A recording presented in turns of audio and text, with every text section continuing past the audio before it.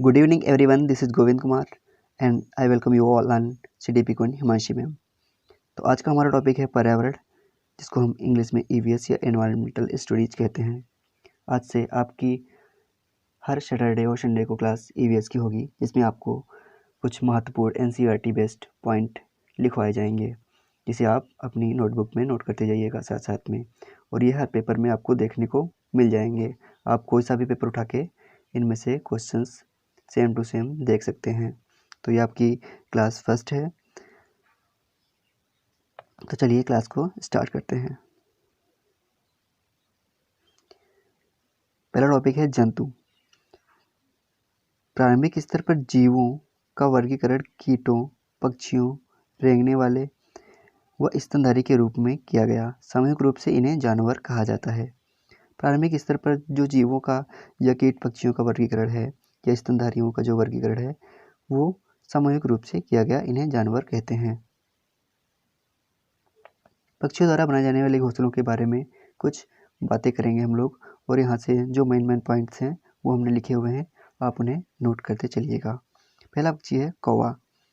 यह अपना घोंसला पेड़ की सबसे ऊंची डाल पर बनाता है। जैसा कि आप यहाँ पे ये इमेज में देख सकते हैं, यह जो कौवा होता है अपना घोंसला पेड़ की सबसे ऊंची डाल पर बनाता है। कौवे के घोंसले में लोहे के तार व टहनियाँ पाई जाती हैं। कौवा का जो घोंसला होता है उसके घोंसले में लोहे के तार व टहनियाँ देखने को मिलती हैं। कौवे के घोंसले में कोयल अपने अंडे देती है। कौवा का जो घोंसला होता है उसमें कोयल अपने अंडे देती है, और यहाँ पे आप इसकी वायर वगैरह देख सकते हैं। इंडियन रॉबिन बर्ड, जिसे हिंदी में कलचिड़ी भी कहते हैं, यह पत्थरों के बीच में मुलायम घोंसला बनाती है। जैसा कि यहाँ पे इमेज में आप देख सकते हैं, इसका जो घोंसला है पत्थरों के बीच में बना हुआ है और मुलायम, जिसमें क्या क्या लगा हुआ है। इसके घोंसले में टहनी, जड़, ऊन, रुई तथा बाल आदि पाए जाते हैं। इसके घोंसले में टहनी, रुई, ऊन, जड़, बाल पाए जाते हैं। तर्जिन चिड़िया, जैसा इसका नाम है वैसा इसका काम भी है। यह अपनी नुकीली चोंच से पत्तियों में छेद कर उन्हें आपस में जोड़कर अपना घोंसला बनाती है। जो दर्जन चिड़िया होती है, जैसे कि आप यहाँ इस चीज़ में देख सकते हैं, ये पत्तियों को आपस में छेद करके जोड़ रही है, और ये रेशम कीट या घर में इस्तेमाल किए जाने वाले धागे से इसको सी लेती है। अगला पक्षी है बाया पक्षी या वीवर बर्ड। बाया का घोंसला एक बेहतरीन कारीगरी होता है। बाया पक्षी का जो घोंसला होता है एक बहुत अच्छा घोंसला होता है। घोंसला नर पक्षी बनाता है और मादा को इससे ले जाता है। जो ये बाया का जो घोंसला होता है ये नर पक्षी बनाता है और माया इसी को देख के उसके साथ में रहती है। अगला पक्षी है हमारा फाख्ता पक्षी। फाख्ता पक्षी का घोंसला में मेहंदी की मेड़ कैक्टस के कांटों के बीच में होता है। गोरैया और कबूतर पक्षी। तो पहला गोरैया की बात करते हैं। गोरैया आमतौर पर घर के आसपास घोंसला बनाती है। गोरैया जो है आमतौर पर आपने देखा होगा घर के आसपास इसका घोंसला पाया जाता है, जैसे अलमारी के पीछे, छत या आईने के पीछे। कबूतर पुराने मकान व खंडहरों में अपना घोंसला बनाते हैं। जैसा कि आप देख सकते हैं, ये गोरैया पक्षी है और ये कबूतर है। अगला पक्षी है हमारा बसंत गोरी।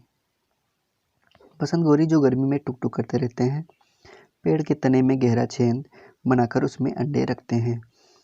जब आप किसी बाग बगीचे के पास से निकलेंगे और गर्मियों में आपको टुक टुक की आवाज़ आती है, वो बसंत गोरी के छेद करने की आवाज़ आती है। अगला पक्षी है शकरखोर पक्षी। किसी छोटे पेड़ या झाड़ी की डाली पर लटकता हुआ अपना घोंसला बनाते हैं। शकरखोर पक्षी होता है वो छोटे पेड़ों पर लटकता हुआ अपना घोंसला बनाता है। उल्लू, इसको आप ध्यान से पढ़िएगा और इसको नोट जरूर कर लीजिएगा, क्योंकि ये एग्जाम में आ चुका है क्वेश्चन। यह एक रात्रिचर पक्षी होता है जो अपनी गर्दन को 360 डिग्री तक पीछे तक घुमा सकता है।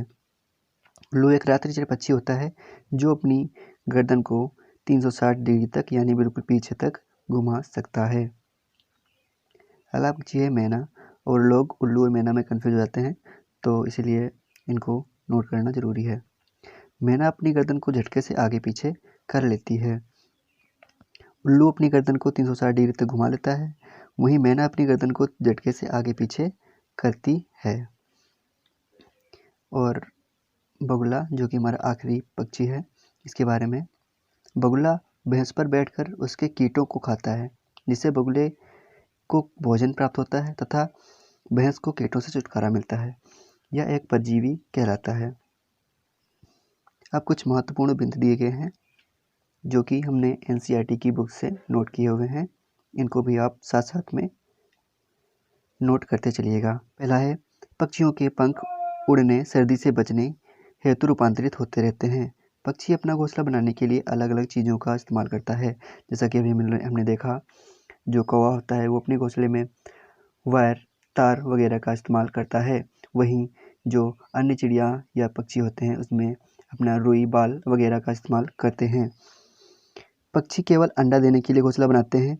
जब अंडे से बच्चे निकल जाते हैं तो वो घोंसला छोड़कर उड़ जाते हैं। पक्षियों की चोंच में कोई दांत नहीं होते हैं। पक्षी के हृदय में 4 कोष्ठ होते हैं। गोरैया, फाख्ता, शकरखोर जोड़े में रहते हैं। ये अपना घोंसला स्वयं बनाते हैं। एमू, कीवी, पेंगुइन एवं शुतुरमुर्ग न उड़ने वाले पक्षी होते हैं।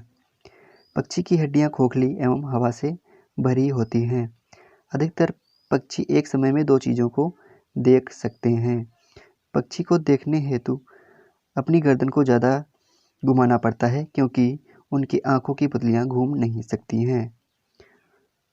चील, बाज, गिद्ध हमसे 4 गुना ज़्यादा देख सकते हैं। चील, बाज और गिद्ध हमसे 4 गुना ज़्यादा और दूर तक देख सकते हैं। रात में जगने वाले जानवरों को हर चीज़ केवल सफ़ेद व काली ही दिखाई देती है। में जानवरों के दांतों के बारे में पॉइंट्स एनसीईआरटी की बुक्स में दिए थे, उनको भी आप साथ साथ में नोट करते चलिएगा। पहला है, गाय के दांत छोटे होते हैं जो पत्ते काटने के लिए होते हैं। घास चबाने के लिए पीछे के दांत चपटे और बड़े होते हैं। बिल्ली के दांत नुकीले, जो मांस फाड़ने व काटने के काम आते हैं।